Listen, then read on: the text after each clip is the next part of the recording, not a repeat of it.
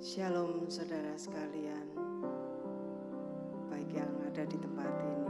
Puji Tuhan, kita boleh bersama-sama dalam ibadah pada pagi hari ini. Kita siapkan hati kita sebentar akan memuji, menyembah Dia, mengagungkan Dia, karena Dia yang layak dipuji. Haleluya. Kita berdoa dulu saudara. Haleluya.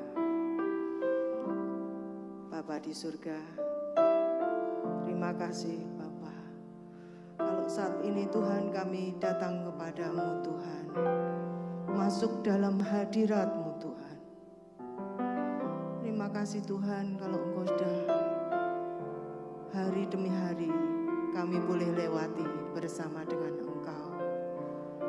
Terima kasih Tuhan buat kasih setiamu sepanjang minggu ini. Terima kasih Tuhan, kami datang kepadamu,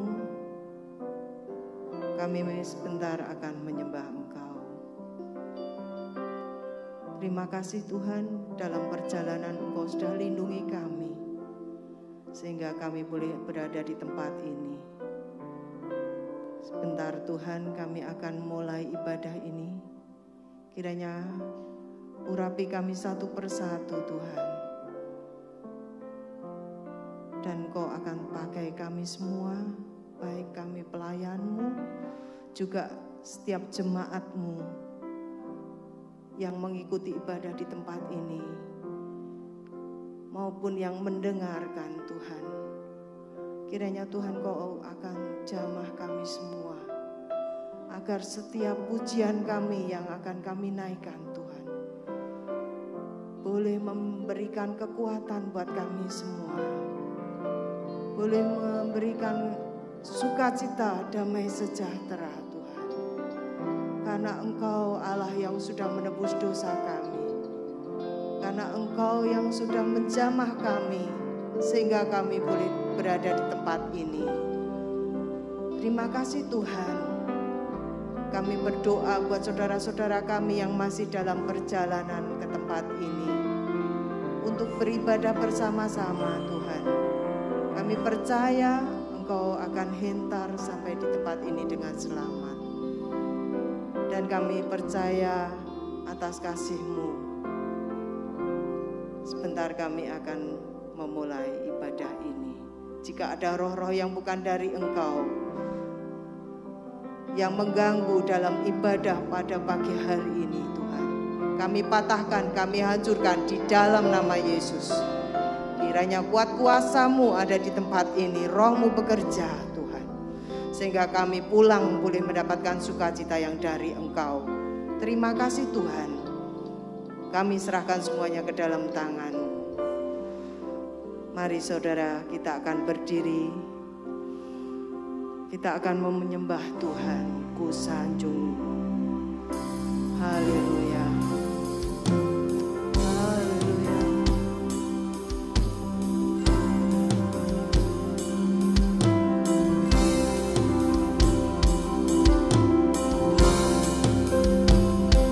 Ku sanjung Kau di tempat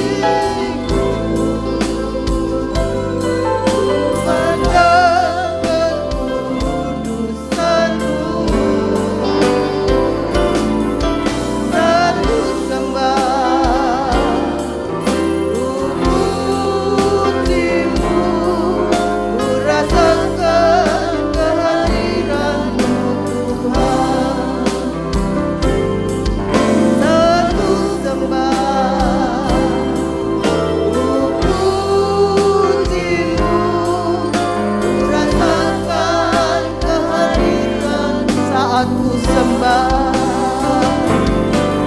sangat ku sembah. Pujimu, rasakan kehadiran.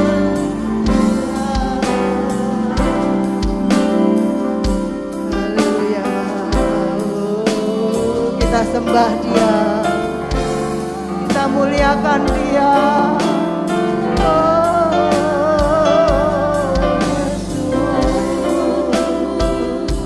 Kami sembah Engkau Tuhan, kami tinggikan Engkau.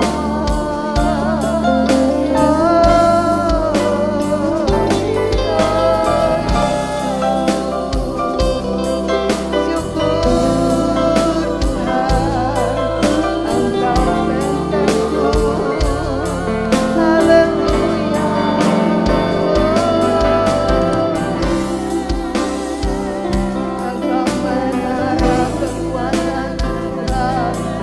Engkau kota bentengku, haleluya, haleluya.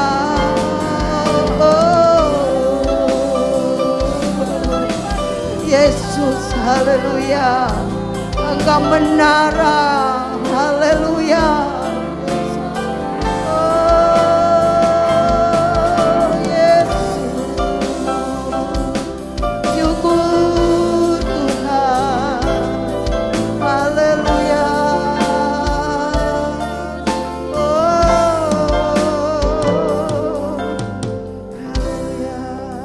Tetap percaya pada Engkau Tuhan. Haleluya. Engkau gunung batuku. Haleluya. Kasih setiamu yang tidak akan layu Tuhan. Haleluya. Terima kasih Tuhan, kami boleh mengucapkan syukur kepadamu Tuhan. Terima kasih Tuhan, kami boleh merasakan kasih-Mu Tuhan. Haleluya. Haleluya Yesus. Terima kasih Tuhan. Kami boleh bersyukur Tuhan. Haleluya. Tuhan, kami boleh merasakan Tuhan. Di dalam kesulitan sekalipun kami tetap percaya Engkau ada bersama dengan kami semua. Terima kasih Tuhan, terima kasih. Hanya Engkaulah kekuatan dan kota bentengku. Terima kasih Tuhan, terima kasih. Haleluya. Haleluya. Terima kasih Tuhan. Terima kasih Tuhan. Haleluya. Haleluya, kita boleh mengucapkan syukur kita kepada Tuhan karena cinta kita kepada Dia. Haleluya, puji Tuhan. Haleluya.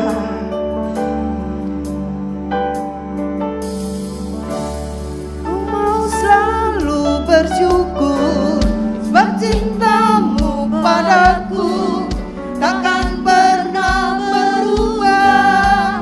Hatiku percaya walau bumi bergoncang, gunung-gunung beranjak, namun kasih setiamu tak pergi dariku. Haleluya, Tuhan kekuatan dan mazmurku. Haleluya.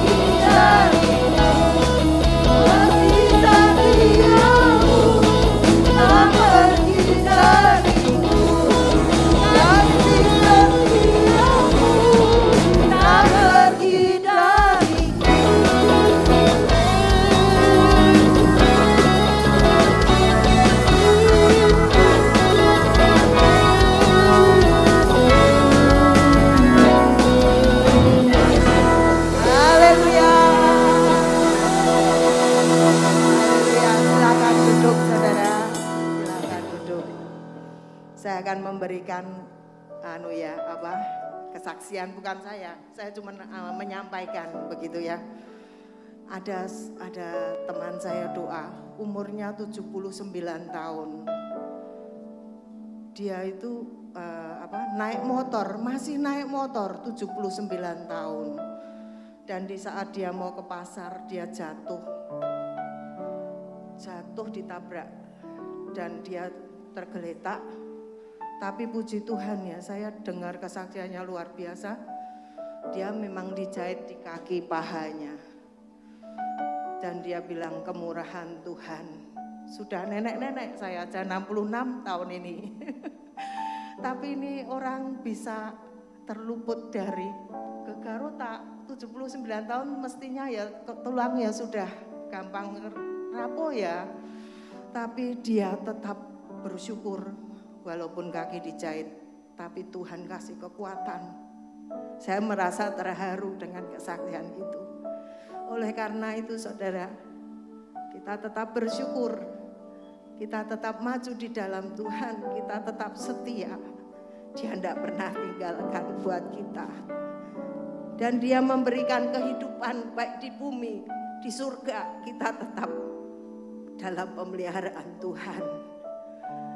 Jadi saat ini saudara sekalian, di akhir zaman ini berita-berita mengerikan.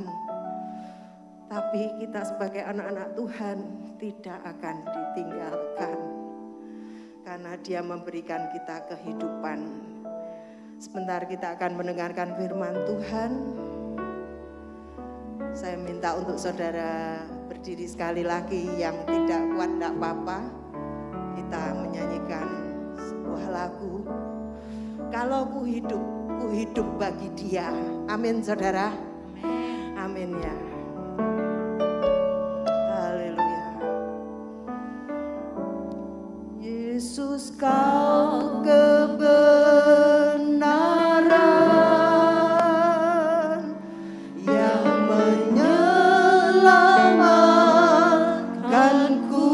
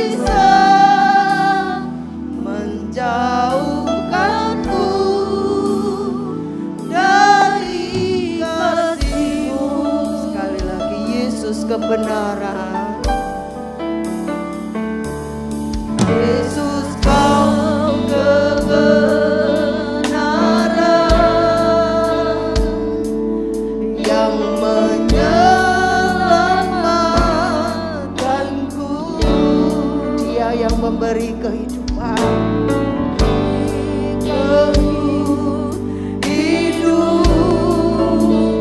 Dan pengharapan,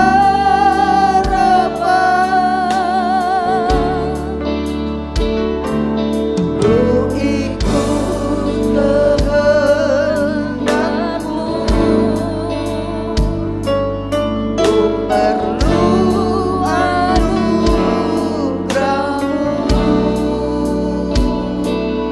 ku nyatakan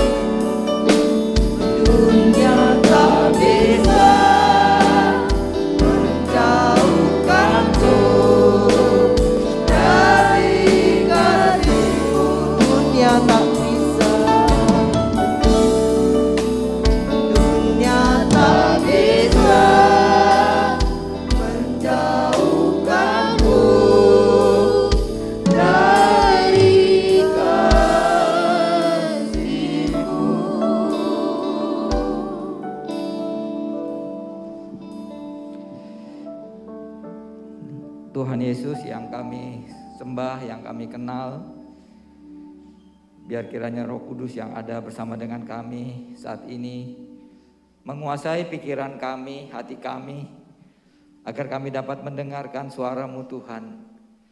Biar kehidupan kami menambah iman kami, dan kehidupan kami dapat berbuah, dan kami dapat naik level Tuhan pada kehidupan yang banyak berguna bagi orang-orang di sekeliling kami.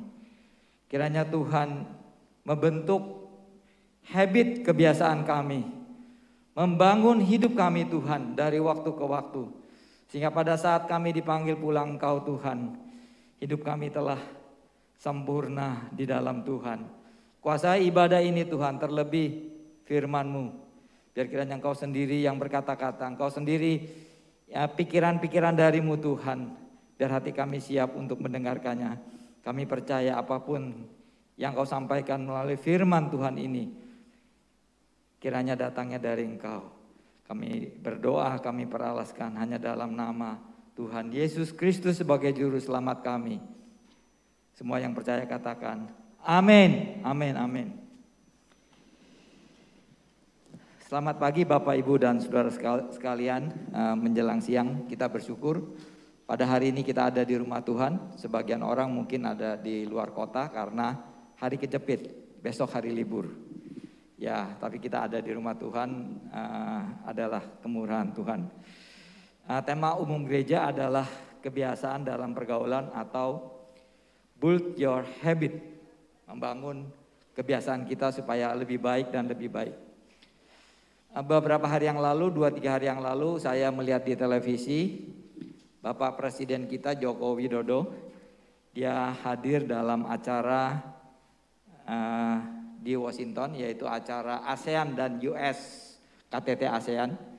Di mana di acara itu Bapak Presiden kita mendapat sambutan luar biasa, mendapat pujian, mendapat apresiasi dari berbagai negara. Begitu pula Presiden Amerika sendiri, dia mengucapkan, mengapresiasi presiden kita. Jadi saya sebagai warga negara kita juga bangga presiden kita diapresiasi oleh Amerika, oleh negara-negara lain ya, bukan hanya dia ya, banyak negara. Keberhasilan ini karena presiden kita itu berhasil dalam penanganan COVID-19 dan pembangunan-pembangunan yang dilakukan. Banyak negara saat ini masih mengalami kesulitan dari COVID-19. Tapi Indonesia kita lihat Indonesia hanya 300 atau 400 yang terpapar COVID sampai hari ini. Jadi kalau terus berlangsung seperti ini mungkin bulan depan atau ya bulan depan lah bisa aja kita udah dilepaskan masker seperti kehidupan biasa. Bapak Presiden kita berhasil itu bukan dari kemampuan dia sendiri. Tapi ada orang-orang di lingkungannya yang masih baik. Masih banyak yang baik. Dan keberhasilan itu juga dia tidak segan-segan melakukan pembaharuan. Melakukan perbaikan hal-hal yang buruk, hal-hal yang salah dia tidak mau lakukan. Nah, dia bergaul, berhubungan dengan orang-orang baik sehingga dia juga baik. Selain itu juga memang kan jemaat kita setiap hari Jumat ya, jam 8 kalau Bapak Ibu belum mengikuti bergabung dengan kami, kita ada doa juga untuk bangsa dan negara. Kita doa bagi jemaat-jemaat kita yang sakit, jemaat kita yang lemah. Kita perlu juga bersekutu berdoa di hari Jumat bersama-sama. Untuk itu juga kami mengundang Bapak Ibu Saudara untuk ikut bergabung. Baik, tema ini adalah pergaulan. Pergaulan dalam masyarakat itu sangat luas.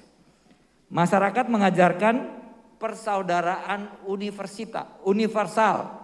Atau kalau bahasa Inggrisnya adalah universal brotherhood. Di tengah dunia yang terpolarisasi dengan kiri versus kanan.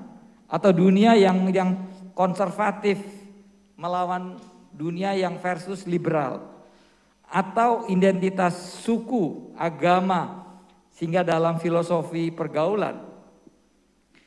Kita semua sebetulnya adalah saudara dalam kemanusiaan.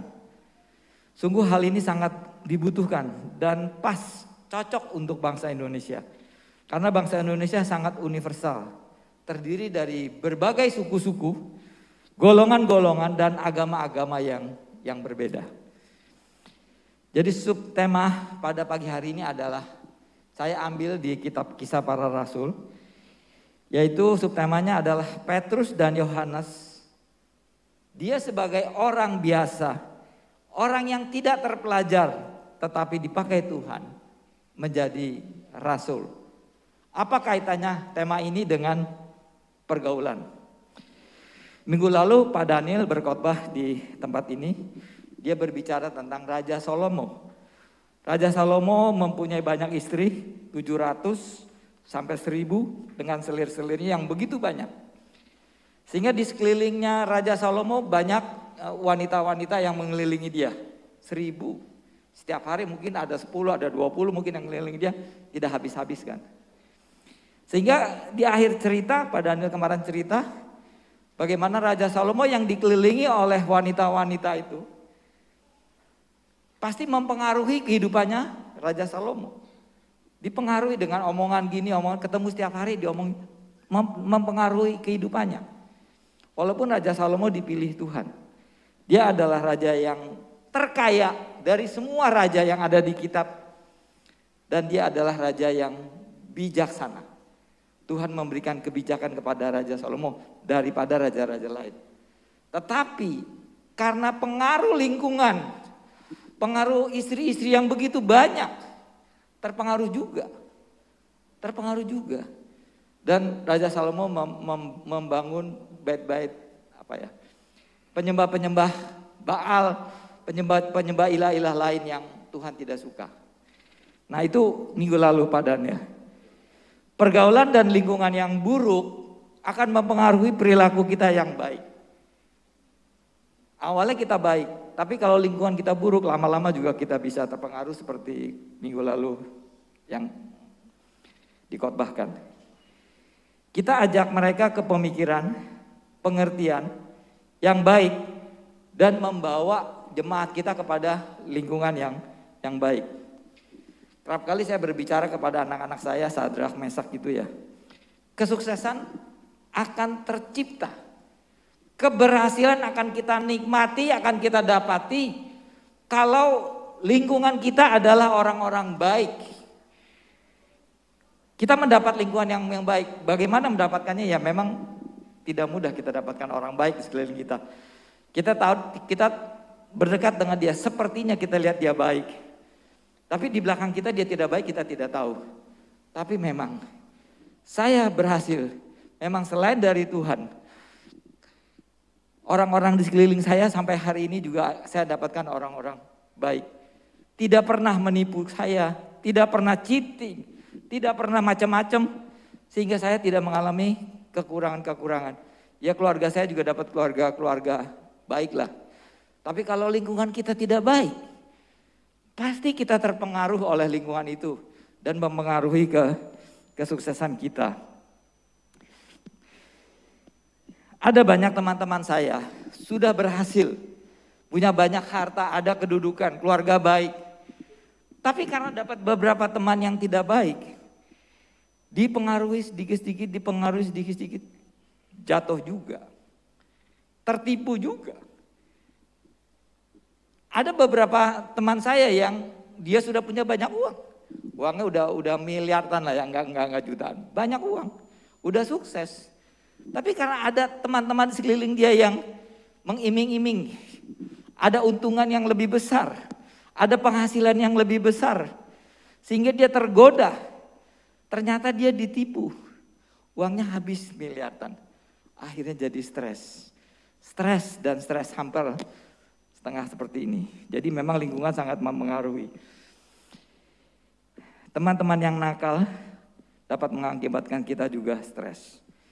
Kitab Injil ini yang kita pegang adalah kitab Perjanjian Lama dan Perjanjian Baru. Perjanjian Lama itu menceritakan tentang kehidupan manusia. Kehidupan manusia itu ada di Perjanjian Lama. Jadi menjadi contoh bagi kita. Kita melihat bagaimana perjalanan kehidupan manusia. Ya kemarin Pak Daniel perjalanan kehidupan Raja Salomo. Ada raja-raja Daud dan sebagainya. Ada yang berhasil dan ada yang tidak berhasil. Ada yang berbuat baik, ada yang berbuat dosa. Itu cuma contoh-contoh agar kita mengerti kehidupan manusia itu seperti apa. Alkitab dengan jelas menjelaskan itu di dalam kitab Perjanjian Lama. Sehingga kita sebagai umat Tuhan, umat yang percaya kepada Kristus untuk umat zaman sekarang, kita memegang Alkitab ini adalah perjanjian yang kita dengan Tuhan. Adalah jalan, adalah buku bagi kita untuk kita mengenal Allah sebenarnya bagaimana. Allah menciptakan manusia. Di kitab Perjanjian Lama itu diceritakan sifat-sifat manusia, karakter manusia, kehidupan manusia, pergaulan manusia juga dengan Tuhan. Tetapi kita lihat di kitab Perjanjian Lama itu banyak terjadi hal-hal yang Allah tidak sukai, yang manusia berbuat. Manusia udah dengar suara Tuhan, manusia mengerti apa yang Tuhan inginkan. Tetapi di dalam perjalanan kehidupan manusia di Perjanjian Lama ya, di dalam perjalanan kehidupan manusia itu jatuh dalam dosa. Untuk itulah di Perjanjian Baru Yesus datang ke dalam Perjanjian Baru. Dia sebagai bayi yang kecil, dia lahir di kandang domba. Kemudian dia berumur dewasa, dia memberitakan berita kabar baik itu yang memang perlu disampaikan ke manusia supaya manusia mengerti Allah maunya seperti apa. Kemudian dia banyak melakukan mujizat, banyak yang Yesus lakukan yang mana manusia tidak bisa lakukan. Yesus melakukan itu. Yesus mengajar apa yang harus dilakukan, memberikan perumpamaan kepada murid-muridnya dan orang-orang yang dengar di sekeliling itu. Tetapi tetap bangsa Yahudi menganggap bahwa dirinya adalah umat pilihan Allah. Yahweh, Tuhan Allah itu adalah satu-satunya. Dia tidak percaya kalau Yesus itu, yang diajarkan Yesus itu adalah Tuhan. Yesus mengajarkan bahwa manusia yang mati satu kelak akan bangkit. Tetapi mereka tidak percaya. Yesus mengajarkan kepada mereka bahwa kerajaan sorga adalah milik orang berdosa. Marah. Pemuka-pemuka agama, ahli-ahli Taurat, pemimpin-pemimpin agama, tempat-tempat ibadah, dia sebagai pemimpin. Dikatakan sorga itu adalah tempat orang-orang berdosa. Orang-orang berdosa adalah kirain tempat surga. Marah mereka kan. Pengajaran Yesus dianggap pengajaran yang menyimpang dari yang di awal, Abraham, Ishak, Yakub. Dianggap menyimpang seperti itu. Ditangkap, diadili, kemudian dia disalibkan. Pada hari yang ketiga Yesus bangkit. Dan Yesus tahu kegelisahan murid-muridnya pada waktu itu karena Yesus menjadi pemimpinnya. Dia ditangkap. Dia ditangkap, disiksa, diadili seperti orang bersalah, seperti orang berpenyakitan, seperti orang maling, seperti penipu dan sebagainya. Yesus ditangkap seperti itu. Murid-muridnya juga akan takut, gelisah kan. Kemudian dia mati di kayu salib. Pada hari yang ketiga dia tunjukkan bahwa dia adalah Allah. Dia bangkit pada hari yang ketiga. Dia tidak langsung masuk ke surga. Tapi Yesus menampakkan diri kepada murid-muridnya berkali-kali. Bukan sekali ya, berkali-kali. Kepada si Anu, kepada si B, kepada si Semud. Menunjukkan diri, menampakkan diri. Saya itu tidak mati, saya itu tidak, ini saya yang bersama-sama dengan engkau, saya ada bersamamu. Untuk menguatkan murid-muridnya dan orang-orang yang percaya pada waktu itu. Dia menampakkan diri. Kemudian 40 hari dia akan naik ke surga. Nanti tanggal 26 kita ada ibadah di sini, adalah ibadah kenaikan ke surga. Yesus baru naik ke surga. Karena dia berkata, dia berjanji kepada murid-muridnya. Sebelum dia mati, aku akan ke surga dan menyediakan tempat bagimu. Jadi Yesus ke surga, dia menyediakan tempat, bukan untuk dia hanya kembali. Dia memang berasal dari surga dan dia akan kembali ke surga. Tadinya teman-teman sekerja saya pada tidak tahu kalau saya pendeta. Tapi karena YouTube mungkin ada kadang-kadang lihat sekali, oh Pak Stefanus pendeta ya kayak gitu. Saya ngajar, saya di rumah sakit Cikini, begitu pula di universitas, teman-teman dosen saya tidak tahu karena saya tidak pernah berbicara tentang agama. Tapi ada terus teman saya bilang, Pak Stefanus, kamu pendeta, kamu bicara tentang surga. Apakah kamu pernah ke surga? Ya enggak lah, aku masih hidup kok kasih ke surga. Bagaimana kamu tahu cerita tentang surga? Saya cerita tentang surga karena saya melalui Yesus. Yesus itu dari surga. Saya dengar dari dia, saya sih belum pernah, tapi karena dengar dari dia dan apa tentang surga. Jadi saya percaya kepada Yesus. Nabi-nabi lain apakah berasal dari surga? Tidak tahu. Tapi Yesus itu dari surga. Nah untuk itu sehingga saya meyakini dia adalah Tuhan Allah. Dan satu kali kelak kita kalau dipanggil pulang Tuhan, kita akan bersama-sama dengan dia di surga. Itu janjinya Tuhan Yesus pada sama murid-muridnya waktu dia ada di sini. Kita akan baca dalam kitab Kisah Rasul 4 ayat 13, ini yang menjadi tema kita. Kisah Rasul 3 ayat 14.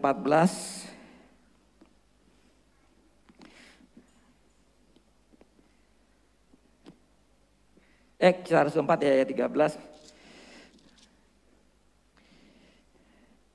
Ketika sidang itu melihat keberanian Petrus dan Yohanes dan mengetahui bahwa keduanya orang biasa yang tidak terpelajar, heranlah mereka dan mereka mengenal keduanya sebagai pengikut Yesus. Jadi temanya kita hari ini adalah Petrus dan Yohanes orang biasa, tidak terpelajar, tidak profesional, tidak berpengetahuan. Tetapi dia bisa menjadi rasul. Jadi kisah ini memang terjadi setelah Yesus bangkit, Yesus naik ke surga, pencurahan Roh Kudus kepada murid-muridnya karena murid-muridnya masih takut kan. Murid-muridnya gelisah. Karena orang yang kami ikuti itu ditangkap, disalibkan, takut. Kita juga kalau ada pemimpin kita yang ditangkap kan, jangan-jangan lu antek-anteknya ya, lu itunya ya. Dulu zaman G30 SPKI kan, orang-orang PKI yang ditangkap-tangkap kan pengikutnya itu takut semua udah pasti. Di blocking kan, takut, murid-muridnya juga takut. Yesus tahu kalau murid-muridnya takut, tahu. Makanya dia naik ke surga. Dia kirimkan Roh Kudus ke murid-muridnya. Sehingga mereka yang ada di atas loteng, mereka dipenuhi dengan Roh Kudus. Terus mata hati mereka baru terbuka. Karena Roh Kudus menjelaskan, menerangkan tentang apa yang terjadi dan kisah-kisah Yesus dulu sebelumnya, semuanya dicerahkan. Nah, setelah pencurahan Roh Kudus itulah baru yang kita baca ini di dalam Kisah Para Rasul 4 ayat 13 ini. Kemudian barulah Petrus dan Yohanes pertama-tama memberitakan Injil di Bait Allah, yaitu di Gerbang Indah, dengan menyembuhkan orang yang sakit lumpuh yang berdiri di depan pintu Gerbang Indah itu. Jadi orang yang sakit lumpuh itu, jadi gimana ceritanya ya? Kitab Perjanjian Lama itu mengajarkan kepada bangsa Israel, bangsa Yahudi, kalau kita memberikan sedekah, memberikan sumbangan kepada orang lumpuh, kepada orang buta, kepada pengemis, itu pahalanya baik. Sehingga di zamannya dulu, zaman orang di ceritanya Yahudi, kalau orang lumpuh, orang buta itu ditaruh di rumah-rumah ibadah. Karena gampang kan, dia lalu kalau orang yang mau ke rumah ibadah, lihat ada orang susah, kasih sumbangan pemberian, masuk ibadah. Ada lagi dikasih uang gitu. Memang ajarannya adat Yahudi seperti itu. Memberikan sedekah, memberikan kepada orang susah, kepada orang miskin itu pahalanya luar biasa. Itu ajarannya. Makanya ini orang yang sakit lumpuh ini sama keluarganya digotong, lumpuhkan, digotong dari rumahnya. Pagi-pagi mau atau jam-jam ibadah ditaruh di rumah ibadah. Dia minta-minta gitu. Minta-minta di rumah ibadah. Petrus dan Yohanes setelah penuh dengan Roh Kudus datang ke rumah ibadah. Karena orang ini sudah berapa ya? 40 tahun, dia umurnya sekitar 40 tahun. Dia umur 20, ya di rumah ibadah itu 40 tahun dia ada, berarti dia umurnya 60. Di rumah ibadah selama 40 tahun, semua jemaat itu kenal orang ini yang disembuhkan Petrus. Kenal 40 tahun di situ, ya kita ada siapa yang di depan pintu gerbang kita, setiap hari ada di pintu, ya kita kenal lah. Semua orang kenal, semua jemaat kenal dan terus memberikan. Ya lama-lama 40 tahun mungkin ada bosannya juga ya. Mungkin sudah tidak memberikan, tapi pas Petrus dan Yohanes lewat dan melihat orang yang sakit lumpuh itu, dia sudah tidak banyak yang memberi karena sudah bosan mungkin orang jemaat-jemaat juga gitu, udah puluhan tahun. Kemudian dia lihat Petrus, dia meminta uang. Petrus dan Yohanes katakan, uang dan perak tidak ada padaku, yang ada padaku akan kuberikan kepadamu. Yaitu dia itu pegang tangannya, yaitu dalam nama Tuhan Yesus Kristus, bangkitlah, berjalanlah. Dia angkat, terus itunya dia memegang tangan Petrus Yohanes, dia berdiri dan dia langsung sembuh dan berjalan. Itu ceritanya di kitab Kisah Para Rasul juga. Jadi kalau Bapak Ibu baca ya, karena ini mau cepat waktunya terus ya. Kemudian Petrus dan Yohanes masuk ke tempat ibadah, diikuti oleh orang yang sakit lumpuh ini ke dalam rumah ibadah. Beribadah bersama-sama, lalu Petrus dan Yohanes dia berkhotbah yaitu khotbahnya di serambinya Salomo, makanya khotbah di serambi Salomo. Serambi Salomo biasanya digunakan untuk rapat para pemimpin agama, para Sanhedrin, para orang Saduki dan pemimpin agama. Di situ mereka rapat di serambi Salomo dengan orang-orang banyak yang ada protes, ada sesuatu hal yang mereka tidak suka dengan pemuka agama. Itu Serambi Salomo mungkin cukup luas. Nah, disitulah Petrus dan Yohanes berkhotbah. Nah, dia berkhotbah dan dia menyatakan, bahwa, hai orang Israel, mengapa kamu heran tentang kejadian itu? Kejadian yang Yesus ditangkap dan bangkit dan naik ke surga. Allah Abraham, Ishak dan Yakub, Allah nenek moyang kita, telah memuliakan hambanya, yaitu Yesus yang kamu serahkan dan kamu tolak di depan Pilatus. Walaupun Pilatus berpendapat bahwa ia harus dilepaskan. Tetapi kamu nih, si Petrus berkhotbah, kamu telah menolak yang kudus dan benar, serta menghendaki seorang pembunuh sebagai hadiahmu, yaitu Barnabas kan. Jadi pilih Yesus apa Barnabas. Mereka semua menolak Yesus, bebaskan Barnabas. Yesus dibunuh. Pemimpin, sebagai pemimpin kepada hidup telah kamu bunuh, tetapi Allah membangkitkan dia dari antara orang mati. Dan tentang hal itu kami adalah saksi. Hai saudara-saudara, aku tahu bahwa kamu telah berbuat demikian karena ketidaktahuan, sama seperti semua pemimpin kamu. Tetapi dengan jalan demikian Allah telah menggenapi apa yang telah difirmankannya dahulu dengan perantaraan nabi-nabinya, yaitu bahwa Mesias yang diutusnya harus menderita. Nah, apa yang Petrus dan Yohanes sampaikan dalam khotbah itu? Di khotbahnya terakhir dia menyatakan bahwa kehidupan kita sebagai manusia umat Allah, ciptaan Allah, satu kali kelak kita akan mati dan kematian kita akan dibangkitkan. Akan ada peristiwa kebangkitan dari kematian. Nah, itu poin-poin yang tidak dimengerti oleh para pemimpin agama, karena agama Yahudi waktu itu kalau orang mati ya sudah mati, tidak bangkit. Sehingga berlanjut bahwa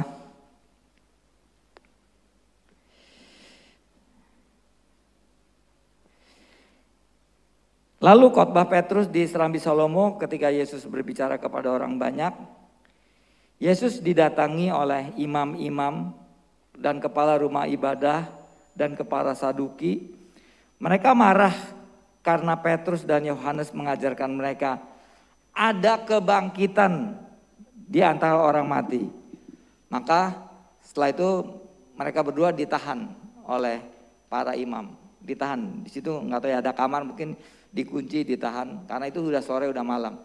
Mereka tidak bisa bersidang. Esokan harinya mereka bersidang. Jadi sidang agama. Nah, untuk itu yang kita baca dalam hari ini temanya adalah bagaimana Petrus dan Yohanes dia berada di dalam persidangan mahkamah agama. Khotbah Petrus dan Yohanes yang keras menggambarkan dengan tajam segala sesuatu yang terjadi di sekitar peristiwa-peristiwa kematian, kebangkitan dan kenaikan Yesus ke surga. Dengan peristiwa pengadilan Yesus. Khotbah ini sangat terkesan di hati masyarakat itu sehingga 5.000 orang bertobat. Hanya dua aja pembicara, hanya Rasul Petrus dan Yohanes bisa membawa 5.000 orang bertobat kepada Yesus. Padahal Petrus dan Yohanes dia ada bersama dengan Yesus hanya 3,5 tahun. 3,5 tahun Petrus dan Yohanes ada bersama dengan mereka. Yang mana sebelumnya, saya ngambil di Petrusnya aja, Yohanes.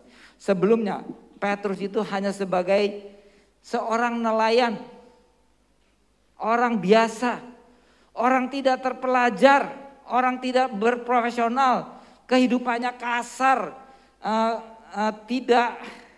tidak rapi.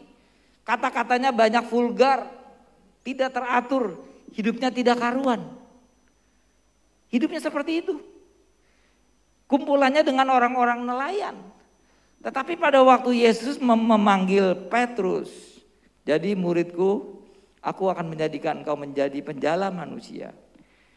Dan panggilan itu direspon oleh Petrus. Dan dia mau menjadi pengikut Yesus.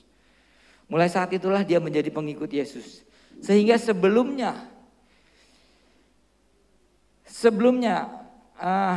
teman-temannya dia adalah teman-teman yang kasar, nelayan. Teman-temannya dia ada teman-teman yang tidak terpelajar. Kata-katanya kerap kali mungkin ada kata-kata yang kasar dan sebagainya. Itu udah biasa bagi Petrus. Tapi dia dipanggil Yesus, dia menjadi murid Yesus. Dia berubah karakternya. Hanya 3,5 tahun. Dia mengalami perubahan dalam kehidupannya. Pergaulan mempengaruhi kehidupan yang negatif menjadi kehidupan yang positif. Ada 3 poin yang kita dapat ambil dari renungan pagi hari ini. Yang pertama, orang tidak terpelajar, orang tidak profesional, dia dapat menjadi rasul. Mengapa? Ya memang ada Roh Kudus, itu satu. Tapi sebetulnya kami tidak menekankan Roh Kudus nanti di acara-acara. Kita akan ada doa 10 hari setelah kenaikan Tuhan Yesus. Gereja akan doa 10 hari. Di situ kita akan ada renungan-renungan tentang Roh Kudus. Kalau Bapak Ibu mau bergabung di Zoom gereja ya bergabung. Dulunya Petrus sebagai nelayan, pergaulannya dengan orang-orang nelayan. Petrus orang yang kasar, berantakan, keji, berpakaian lusuh, sering menggunakan bahasa-bahasa vulgar. Tapi dia orang yang bersemangat dan memiliki emosi yang meledak-meledak. Petrus merupakan murid pertama yang dipanggil Yesus untuk menjadi penjala manusia. Petrus adalah orang pertama yang menyebut Yesus anak Allah yang hidup. Itu ada di kitab Markus 8 ayat 29, Lukas 9 ayat 20, Matius dan seterusnya, saya nggak bacakan. Setelah Petrus dan Yohanes diajak Yesus untuk menjadi muridnya, secara automatically terjadi perubahan dalam kehidupannya. Dan karena Petrus bergaul dengan murid-murid yang lainnya juga. Bagaimana hidup Petrus dan Yohanes? Mereka tidak suka bergosip, tidak bermalas-malasan.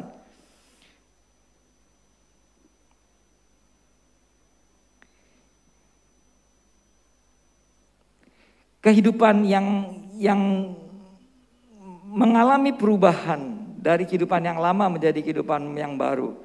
Yang mana Petrus itu tidak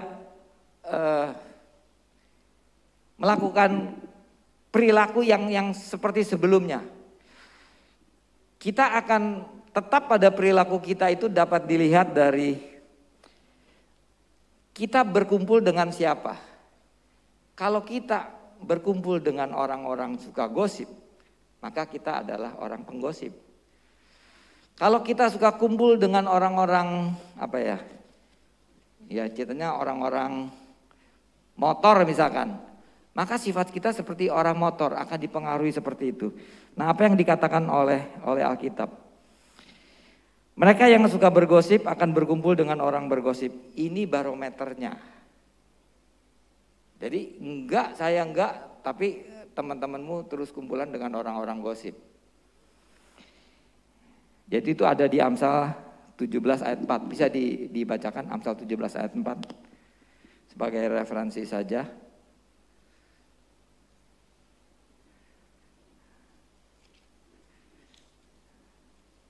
Amsal 17 ayat 4, orang yang berbuat jahat memperhatikan bibir jahatnya. Itu terlihat dari bibirnya. Kalau kita penipu, pasti banyak orang-orang di sekeliling kita juga adalah penipu. Itu udah terlihat. Seorang pendusta memberikan telinga kepada lidah yang mencelakakan. Seperti apa sih orang itu sebetulnya? Apa yang dikatakan dalam Amsal 27 ayat 19?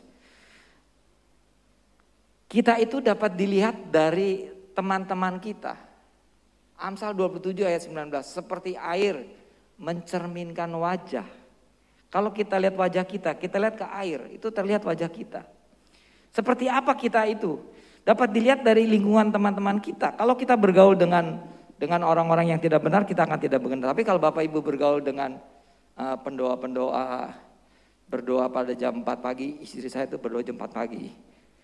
Teman-temannya orang-orang pendoa. Kalau kita bergaul dengan orang-orang kumpul-kumpul minum-minum, ya seperti itulah kehidupannya kita. Itu yang dikatakan oleh Amsal 27 ayat 19. Seperti air mencerminkan wajah kita. Kita lihat kita seperti apa. Karena Petrus dan Yohanes bergaul erat dengan Yesus selama 3,5 tahun. Dan dia menangkap apa yang Yesus ajarkan. Dan melihat apa yang Yesus lakukan dalam mujizat-mujizat itu. Jadi bukan hanya ngikut-ngikut biasa tapi tidak dapat apa-apa. Kita ngikut menjadi pengikut Yesus tapi kita tidak dapat apa-apa. Kalau saya ngajar di sekolah, kamu mahasiswa. Duduk di kelas, saya ngajar. Kamu duduk di kelas, saya ngajar. Kamu tidak dapat apa-apa. Ilmu yang saya berikan kamu tidak dapat. Kamu tidak menangkap apa yang saya ajarkan. Percuma kamu. Bayar mahal, habis waktu. Ilmu yang kamu dapat, kamu tidak dapat. Pada saat ujian negara, kamu gagal. Karena kamu tidak menangkap apa yang diajarkan. Nah begitu pula kami melihat di sini bagaimana Petrus dan Yohanes selama 3,5 tahun bersama dengan Yesus. Dia menangkap Yesus ngomong apa, dia perhatikan. Yesus lakukan mujizat, dia lihat apa yang Yesus lakukan. Yang orang buta disembuhkan, orang pincang berjalan, orang yang kerasukan setan dilepaskan. Mereka menangkap apa yang dilihat oleh Yesus. Nah untuk itu kita mengikuti Yesus setelah 10 tahun, 20 tahun, 30 tahun. Saya udah 40 tahun kali mengikuti Yesus. Lebih, mungkin 50 tahun karena dari remaja. Dari pemuda saya udah di gereja sini. Pak Jonathan, teman-teman nih yang bapak-bapaknya itu di sini ya kenal sama kami semua. Dari remaja kita udah di sini. 50 tahun kita ikut Yesus tapi kita tidak menangkap, tidak mengerti apa yang Yesus katakan. Ya kalau ujian gak lulus lah udah. Kalau ujian ya kalau mahasiswa udah segitu lama. Gak ngerti-ngerti gimana. Kagak ngerti-ngerti apa yang disampaikan. Itu hal yang pertama bahwa orang yang tidak terpelajar diubahkan menjadi rasul Tuhan. Kita orang-orang biasa. Siapa yang istimewa yang lahirnya dia jenius? 1, 2 mungkin ada di antara kita. Ada aja orang yang dilahirkan luar biasa. Tapi umumnya biasa. Kita biasa. Saya juga dilahirkan biasa. Saya di SMA biasa. Saya udah ceritakan berapa kali. Rapot saya kalau rapot SMA 67 biasa. Standar normal. 8 mungkin ada 1, 2. 9, 10 hampir tidak ada nilai rapot saya. Biasa. Tapi saya bisa masuk ke sekolah universitas di negeri. Orang yang masuk universitas di negeri itu orang yang rapotnya 9, 10, 8, 9, 10. Itu memang dia punya keituannya luar biasa. Tapi saya bisa. Orang biasa jadi bisa jadi hal-hal yang luar biasa. Saya bisa sekolah di luar negeri, saya bisa sekolah di STT Jakarta. Saya mendapatkan hal-hal yang privilege. Jadi hal-hal yang istimewa yang mestinya saya tidak dapatkan. Jadi ada hal-hal lain yang Tuhan ingin pakai dalam kehidupan kita kalau kita mengikut Dia. Yang kedua bahwa Petrus dan Yohanes dia dapat berbicara di mahkamah agama. Kita tetap di konteks Kisah Rasul ya. Saya tidak lari kemana-mana. Kalau lari hanya referensi kembali lagi. Di Kisah Rasul 4, kisah itu menyatakan bahwa bagaimana mereka berdua disidang dalam mahkamah agama. Karena tadi mereka mengajarkan seperti itu. Apa yang terjadi? pemimpin sidang atau hakim-hakimnya kagum dan terkaget-kaget.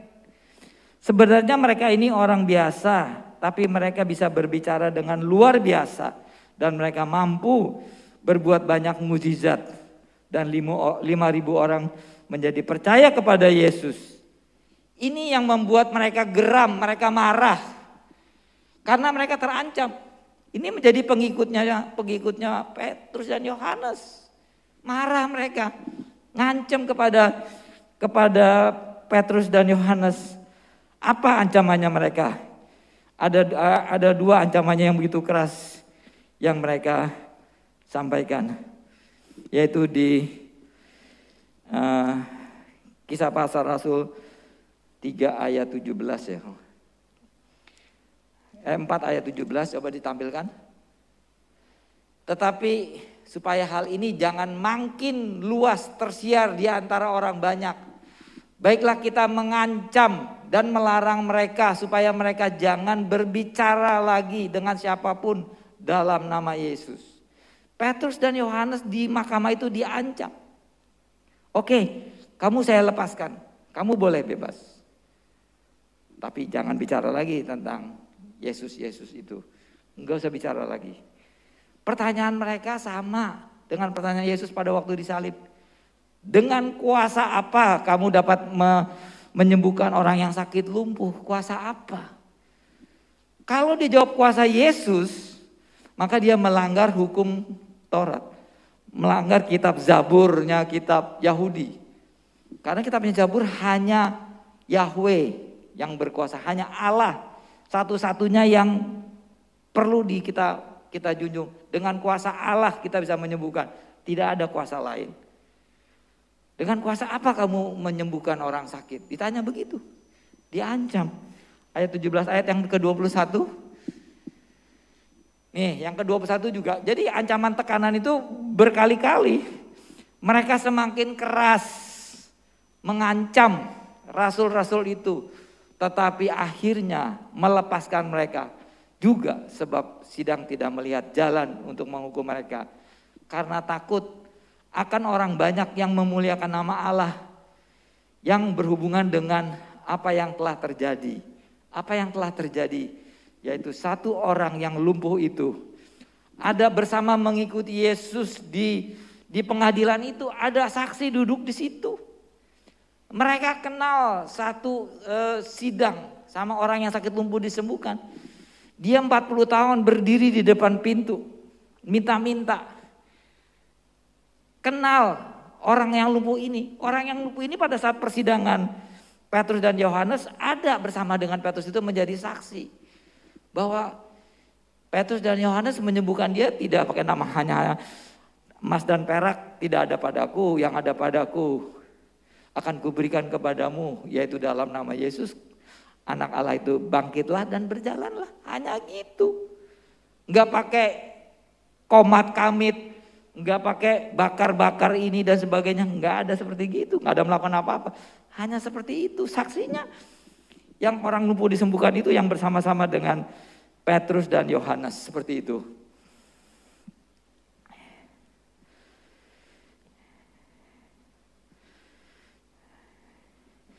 Jadi dengan luar biasa Petrus dan Yohanes berbicara dengan tokoh agama, ya walaupun mereka dapat ancaman. Hal yang ketiga ada keberanian yang berbuat benar, yang menjadi pegang prinsip mereka untuk menyampaikan kebenaran Allah. Walaupun mereka diancam sekalipun, mereka tidak takut dengan ancaman itu. Ada keberanian. Kadang-kadang kita takut. Kita tidak bisa, Pak, Bapak itu suaranya bagus, luar biasa. Pak, ikut nyanyi sama kita. Enggak bisa, Pak. Saya takut, saya grogi, tidak pede, percaya diri. Tidak ada percaya diri, padahal dia ada keahlian. Petrus dan Yohanes ada keberanian. Tampil ke depan ini pertama-tama juga saya grogi untuk berbicara firman Tuhan. Istri saya apalagi, kalau suruh tugas kamu aja dah. Bu Lydia doa kamu aja dah. Bu Lydia menyanyi puji Tuhan kamu ada. Tapi sekarang karena terus dia banyak berdoa dan banyak apa, ada perubahan. Udah berani tampil, ada keberanian tampil, percaya diri. Jangan kalian pandai bernyanyi, suaranya bagus sekali. Sampai saya bilang kamu suaranya bagus. Kamu tidak dipakai. Kamu tidak memuji Tuhan. Tidak menjadi song leader, tidak menjadi singer. Buat apa kamu bagus suaranya? Buat apa kagak berani? Ya tidak berani. Ya coba dah baca doa, ada keberanian dalam PD supaya berani untuk menyampaikan firman Tuhan. Jangan dipendem aja, tidak berguna. Akhirnya banyak saya ada cerita banyak kepandaian yang tersimpan di kuburan. Karena dia ahli, kemudian dia tidak pakai, dia mati, ya keahliannya hanya di kuburan aja. Dia pandai ini, pandai itu, tapi tidak pernah dipraktekkan dan diberikan kepada kita sesama umat Allah. Tidak saling membagi. Ada pedelnya lah.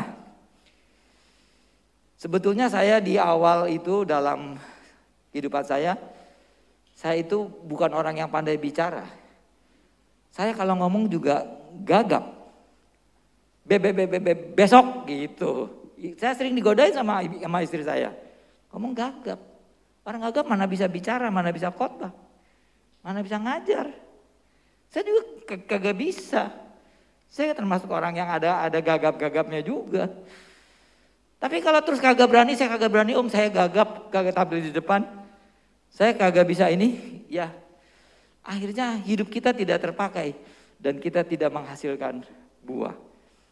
Apa yang diajarkan Yesus ini kan? Ujung-ujungnya dari apa yang diajarkan. Bagaimana hidup kita berbuah, menghasilkan yang baik kepada banyak orang. Dengan kehidupan kita, orang lain dapat melihat, dapat menikmati apa yang kita bisa, kita lakukan untuk Tuhan.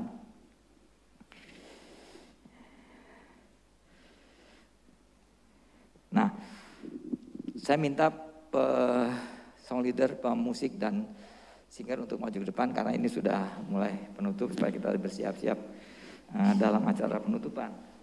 Akhir dari kehidupan Petrus yang mulia. Saya katakan kehidupan Petrus yang mulia. Padahal kehidupan Petrus terakhirnya dia mati di salib, salibnya terbalik. Kenapa dia matinya Petrus mati salib terbalik? Memang umumnya sebagian besar para rasul-rasul Tuhan itu teraniaya. Matinya adalah mati martir, tapi bagi saya adalah kehidupan yang mulia. Apakah Yesus benar-benar memprediksi kematian Petrus melalui penyaliban ketika dia mengatakan bahwa kamu sendiri mengikat pinggangmu dan kamu berjalan kemanapun kamu mau. Tetapi saat kamu sudah tua, kamu akan merentangkan tanganmu dan orang lain akan mengikat pinggangmu dan membawa ke tempat yang kamu tidak mengerti. Itu Yohanes 21 ayat 18 dan 19. Bagaimana Yesus sendiri sudah memprediksi kalau Petrus itu akan dianiaya, sama seperti dia, akan disalibkan. Mengapa si Petrus matinya dalam salib terbalik? Itu sejarawan gereja yang bernama Tertullian, Origen, Eusebius mengatakan bahwa tangan Petrus direntangkan dan dengan mengenakan pakaian penjara, dia dibawa ke tempat yang tidak ada satupun orang ingin ke sana. Kemudian dia disalibkan. Dikatakan dia disalibkan terbalik karena dia merasa tidak layak disalibkan seperti Yesus. Petrus sendiri yang mengatakan, saya tidak layak saya mati seperti Yesus karena saya lebih buruk dari Yesus. Petrus bersuka cita pada hari kematiannya. Dia mengetahui bahwa dia akan bertemu dan kembali kepada Sang Juru Selamat Yesus Kristus sebagai Tuhan dan Allahnya. Umur dia 65 tahun, Petrus umur 65 tahun, sedangkan 40 tahun ditunjukkan dia untuk memberitakan Injil mengeliling di sekitar Yerusalem dan kota-kotanya. Sampai saat ini Petrus masih memberitakan Injil. Dan itu ada di 1 Petrus dan 2 Petrus. Sehingga dia masih menginjil sampai saat ini. Ada banyak hal-hal buruk yang kerap kali kita lakukan dalam kehidupan kita. Mungkin kita sering bergosip. Mungkin kita sering menipu orang. Mungkin kita sering berbohong. Mungkin kita sering tidak komitmen. Mungkin kita berbuat buruk. Kita sering terlambat dalam kita berjanji dengan teman. Kita mau bertemu. Tapi kita lalai dalam janji kita. Ada banyak hal-hal lain buruk yang kita lakukan. Setelah perjumpaan kita dengan Yesus, hidup kita diubahkan. Dari hidup kita yang lama menjadi hidup yang baru. Maka tunjukkanlah kehidupan kita menjadi buah-buah dari Kristus. Kita adalah orang biasa yang tidak bisa apa-apa.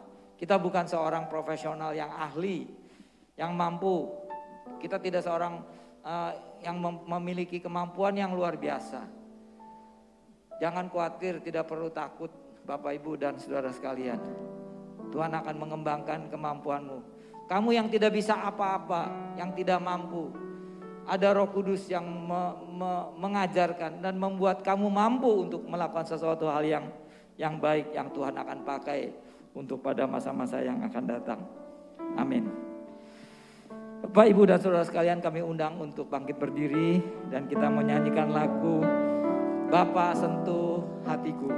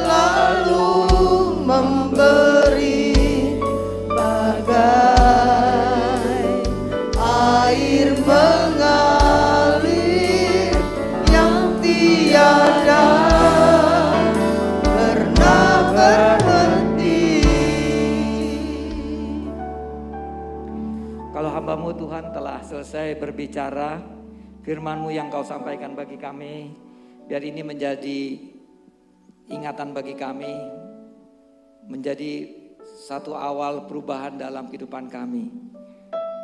Hanya di dalam Kau Tuhan, kami orang biasa yang tidak profesional, tidak banyak mampu melakukan apa-apa. Engkau akan ubahkan kami seperti Petrus dan Yohanes yang Kau pakai menjadi rasul. Untuk itu Tuhan, pakai kami dalam kehidupan kami zaman ini, saat ini Tuhan. Apa yang Kau mau pakai, kami tidak tahu Tuhan. Kami menyerahkan diri kepada tangan-Mu Tuhan. Bentuk kami dan jadikan kami sebagai alat Tuhan. Terlebih hidup kami dapat berguna bagi sesama kami. Biar hidup kami berbuah-buah dan buah itu dapat digunakan oleh banyak orang. Terima kasih Tuhan kalau hamba-Mu telah selesai berbicara. Biar kehidupan kami untuk masa yang akan datang. Kami akan naik level. Kami akan naik tingkat Tuhan. Menjadi lebih sempurna, lebih baik dan lebih baik pada hari-hari yang akan datang Tuhan. Sehingga pada satu kali kelak kamu diangkat Tuhan. Kami dipanggil Tuhan. Hidup kami telah sempurna di dalam Tuhan. Di dalam nama Tuhan Yesus Kristus kami berdoa dan mengucapkan syukur. Haleluya, haleluya, amin.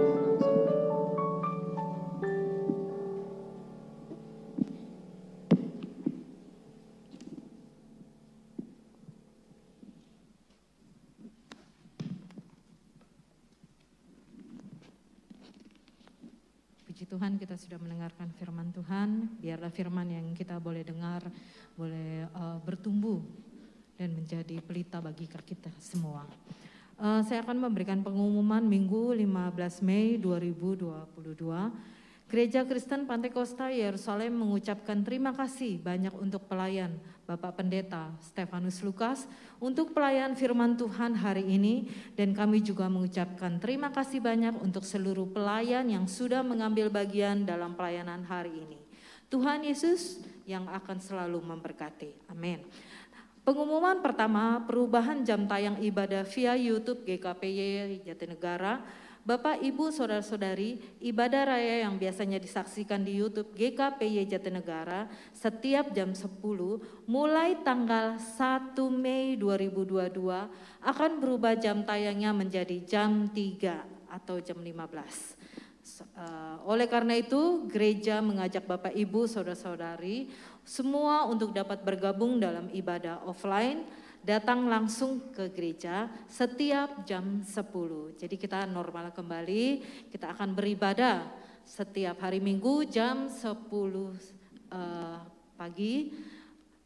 Dan pengumuman kedua adalah kelas katekisasi baptisan air bagi jemaat GKPY Jatinegara yang ingin mengikuti sakramen baptisan air yang akan diadakan pada Minggu 3 Juli 2022, jemaat dapat mendaftarkan diri ke sekretariat, yaitu Saudari Sandy, Sintike, dan Bapak Robert, dan mengikuti kelas pelajaran dasar-dasar kekristenan 1-6 akan dimulai pada Selasa 17 Mei 2022 via Zoom meeting. Pengumuman ketiga adalah berakhirnya masa praktik pelayanan mahasiswa weekend. Sehubung dengan berakhirnya masa praktik pelayanan mahasiswa weekend STT Amanat Agung atas nama Nora dan Nanda Kristabella per tanggal 8 Mei 2022, GKPY Jatinegara mengucapkan terima kasih untuk pelayanan saudara Nora dan saudari Nanda Kristabella. Pengumuman keempat, paduan suara gabungan, kami mengundang Bapak Ibu Saudara-saudari yang ingin bergabung dalam latihan paduan suara gabungan atau choirs untuk ibadah kenaikan Tuhan Yesus. Latihan akan diadakan setiap hari ini sih hari Minggu jam setelah kebaktian. Demikian pengumuman hari ini, terima kasih Tuhan Yesus memberkati. Dan ada pengumuman tambahan dari kaum wanita, yaitu kebaktian Komisi Wanita sudah onsite mulai Sabtu 21 Mei 2022 jam 3 sore. Jadi sudah tidak online lagi, tapi sudah ketemu ya. Oke, Tuhan Yesus memberkati.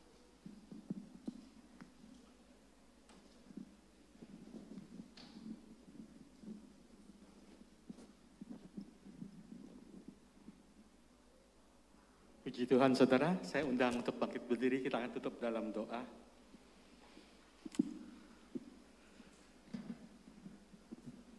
Terima kasih Bapa untuk kasih anugerah yang Engkau limpahkan kepada kami. Terlebih kesempatan yang indah yang Engkau berikan pada kami, sehingga kami boleh beribadah, kami boleh memuji, memuliakan nama-Mu.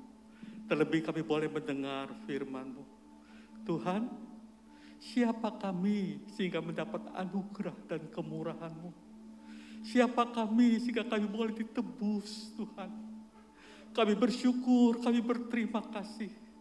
Biarlah firman-Mu Tuhan meneguhkan kami, menguatkan kami, menghibur kami, mengajar kami untuk lebih percaya kepada-Mu. Terima kasih Bapa, terima kasih Yesus, terima kasih Roh Kudus. Tuhan, kiranya Engkau memberkati Bapak Pendeta Stefanus Lukas yang sudah menyampaikan firman. Hikmat dan akal budi daripada-Mu menyertai dia, berkat-Mu menyertai dia. Demikian juga untuk keluarganya, biar lewat keluarganya nama Tuhan dipermuliakan. Bapak, kami ingin berdoa untuk negeri kami Indonesia tercinta ini. Terima kasih Tuhan, Engkau selalu memberikan kesehatan, hikmat dan akal budi kepada Bapak Presiden kami, Bapak Joko Widodo. Demikian juga untuk Wakil Presiden, untuk para menteri, untuk para pejabat. Demikian juga Tuhan untuk aparat baik sipil maupun militer Tuhan. Tuhan, biarlah tangan kasih-Mu terus menyertai mereka. Berikan mereka kesehatan, berikan mereka hikmat Tuhan, sehingga setiap keputusan boleh dirasakan oleh masyarakat dengan sukacita dan untuk kemakmuran dan kebersamaan dan keadilan masyarakat. Tuhan, kami serahkan mereka. Demikian juga Tuhan untuk anak-anak-Mu yang duduk di pemerintahan. Kiranya Tuhan takut akan Engkau menyertai mereka, sehingga mereka boleh bekerja, dan lewat apa yang mereka kerjakan nama Tuhan dipermuliakan. Terima kasih Bapak, terima kasih Tuhan. Demikian juga Tuhan, kami serahkan anak-anak-Mu, baik yang hadir saat ini, mungkin juga yang ikut YouTube entah nanti jam 3. Tuhan, biarlah tangan kasih-Mu menyertai mereka. Damai sejahtera-Mu menyertai mereka. Sukacita-Mu menyertai mereka Tuhan. Sehingga mereka boleh tetap teguh di dalam Engkau. Berkati Tuhan semua anak-anak-Mu. Biar terlebih Tuhan yang mungkin saat ini sedang sakit atau berdoa untuk keluarganya yang sakit. Bapak, di dalam nama Tuhan Yesus Kristus kesembuhan boleh terjadi. Terlebih Tuhan, damai sejahtera dari Tuhan Yesus memenuhi hidup mereka. Sukacita memenuhi hidup mereka. Ketenangan memenuhi hidup mereka. Berkat-Mu mengalir kepada mereka. Terima kasih Tuhan, terima kasih. Kami hendak berdoa juga Tuhan untuk Nora dan Nanda yang sudah membantu pelayanan Tuhan.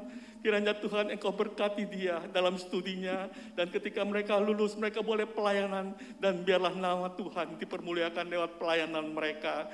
Demikian juga untuk anak-anakku yang terlibat dalam pelayanan pagi ini, tangan kasih-Mu memberkati mereka. Terima kasih Bapa, terima kasih Yesus, terima kasih Roh Kudus. Hanya dalam nama Tuhan Yesus kami berdoa dan mengucap syukur. Saudara yang kekasih, angkatlah tanganmu dan terimalah berkat.